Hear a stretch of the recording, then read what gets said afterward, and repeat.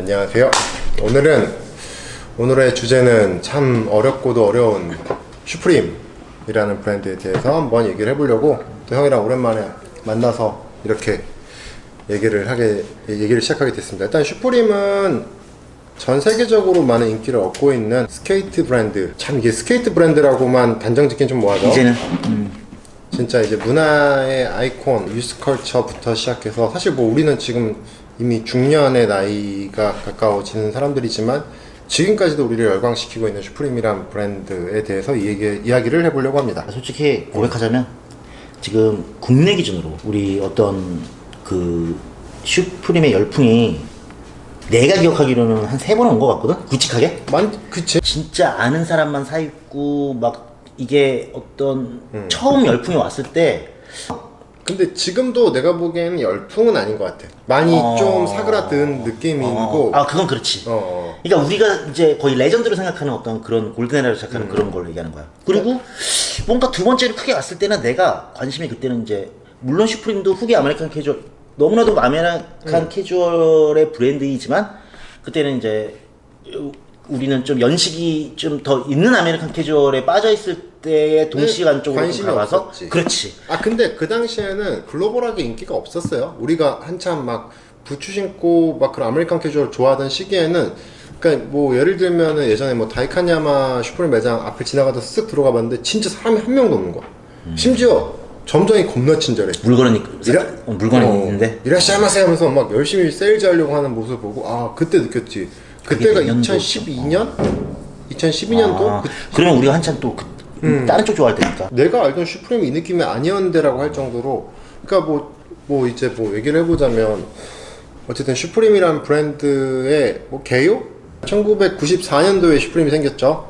원래 제임스 제비아는 그 전부터 원래 스케이트 원래 뭐 셀렉트 숍을 운영을 하다가 정식으로 뭐 슈프림이라는 브랜드를 런칭한 건 94년도인가 그때부터 셀렉트 숍 겸 같이 했었나? 근데 그때는 이제 뭐 초콜릿이나 걸 뭐 이런 스케이트 브랜드들을 취급하는 매장으로 운영을 하다가 이제 슈프림의 로고를 이제 만들고 그걸 프린트를 해서 그러니까 예전에 준다카시랑 니고랑 이제 오네이터 티셔츠에다가 프린트해서 판매했던 것처럼 마찬가지로 그럼 무지티에다가 슈프림 로고를 넣어서 판매했던 게 그렇게 시작한 게 지금 현재 이런 진짜 세계적으로 엄청난 인기를 끌고 있는 이런 슈프림이라는 브랜드가 되었죠.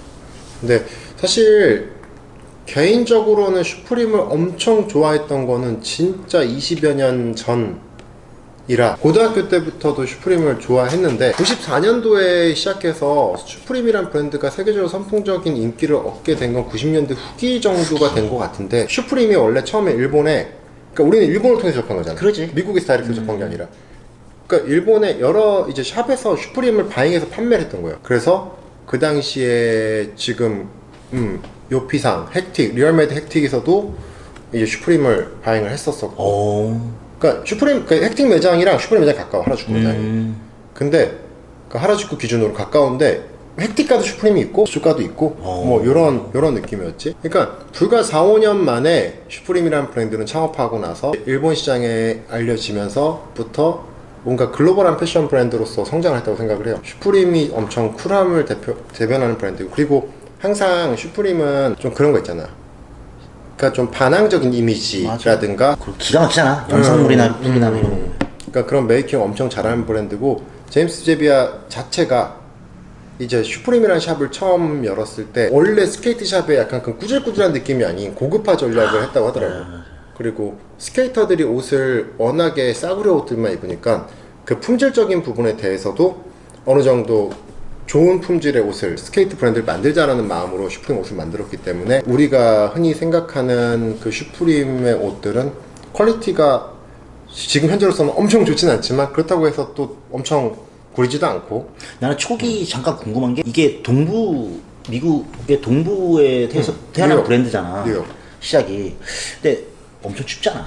원래 스케이트 브랜드 같은 경우는 좀 뭔가 동계 의류 쪽이 좀 약하잖아. 근데 그러면 초기에서부터 티셔츠가 아니라 약간 그런 동계, 겨울옷, 패딩 이런 것도 초기부터 있었을까? 초창기?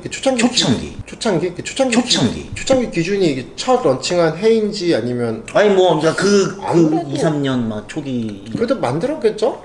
브랜드로서 지금이야 뭐, 이제 아예 노스페이스 쪽으로 전문적인 쪽으로 협력해서 이제 진짜 뭐 매력적으로 나오는데 그게 그런 것들이 좀 갑자기 그러니까 초기 이게 뭐가 있었어? 옛날 막 후디 분가 원래는 90년대에서 2000년대 아니 90년대 후기까지만 미국에서 만들었잖아. 후디 스웨시랑 바셋 워커라는 이제 브랜드가 있어요. 그러니까 뭐 엠빌이나 막 이런 그냥 티셔츠 그런 스웨트 브랜드인데 아 티셔츠?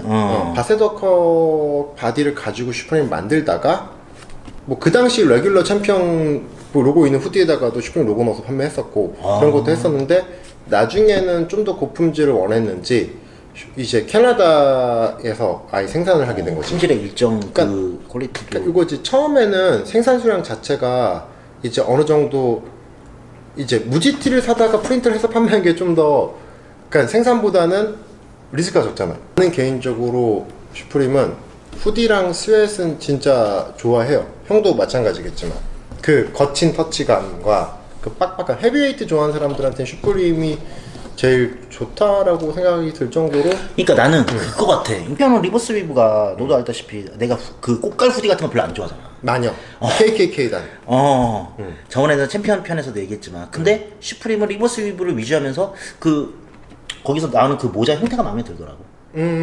그러니까 뭔가 그 장점만 조금 한 거라 그래서 브랜드도 브랜드지만 그런 면에서 좀 손이 더 많이 간다. 그냥 이게 이번 편이 참 어려운 게 우리가 슈프림의 전문가가 아니고 슈프림에 엄청 열광했던 이들이 아니기 때문에 그래서 나는 지금 이야기를 하면서 나도 궁금한 거를 좀 평소에 궁금했던 거를 이참에 그냥 풀어보려고 하는데 물어볼 사람이 이 영상을 찍으면서 물어볼 건데 너도 모를 수도 있을 것이고 모를 확률이 그냥 뭐 높아요. 별거 아닌 질문인데 그 왜 목요일 그 온라인 그 정해진 시간에 그런 어떤 그런 시스템은 그럼 한참 후에 생긴 건가? 그렇지 온라인 발매 않을까? 자체가 그치 그게 됨으로써 일본에서도 이제 또 물론 일본에서 바잉해서 파는 사람들도 있었겠지만 근데 어쨌든 제가 알기로는 슈프림이 한국에 정식으로 들어오는 건 이번이 처음으로 알고 있어요.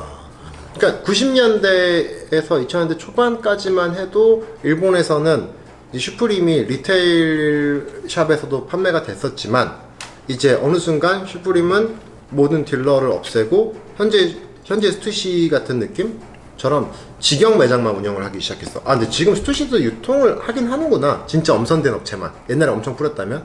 어쨌든 그러면서 슈프림은 오로지 그 매장에서만 구입이 가능하고 자사 온라인 스토어에서만 구입이 가능한 브랜드가 되었기 때문에 오히려 좀 더 구하기 힘든 그런 브랜드라는 이제 이미지가 만들어져서 이렇게까지 더 올라올 수 있지 않았나 하는 개인적인 생각을 해봐요. 나도 그래서 뭔가 좀 한국에서 막 이런 스트릿 패션부터 시작해서 또 옷을 좋아하는 한 개인으로서 한국에 슈프림 매장이 생긴다는 게 굉장히 좀 감회가 새롭다고 해야 되나?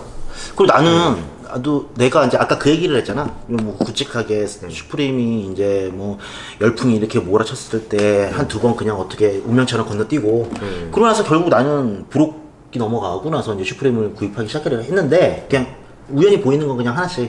근데 그냥 뭐 별 매력이 느껴지지 않는다 해도 그냥 경험상으로 사고 했는데 내가 느끼기에는 티셔츠는 뭐 안 만나 했잖아. 근데 나는 오히려 매력적인 게 바지더라고.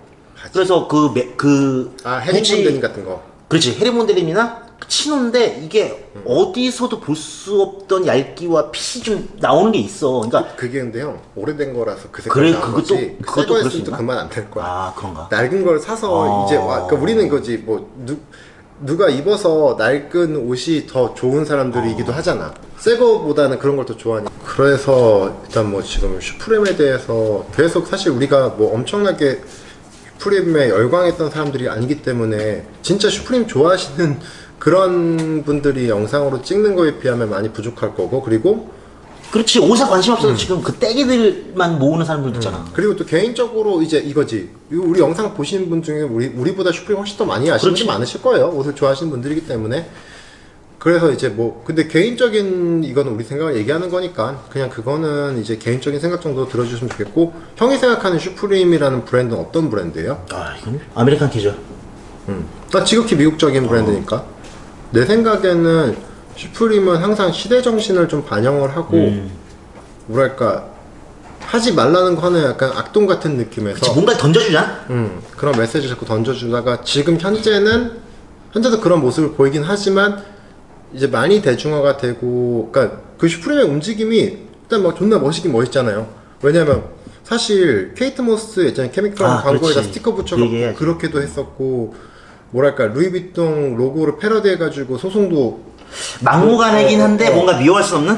그리고 뭔가 어찌 약간 보면 내 개인적인 생각인데 내가 이 아라빅 로고를 좋아하는 것도 나도 약간 나름 내 가슴 속에는 약간 반골 기질이 있기 때문에 그런 건데 이거지 미국이라는 나라의 브랜드잖아 슈프림은.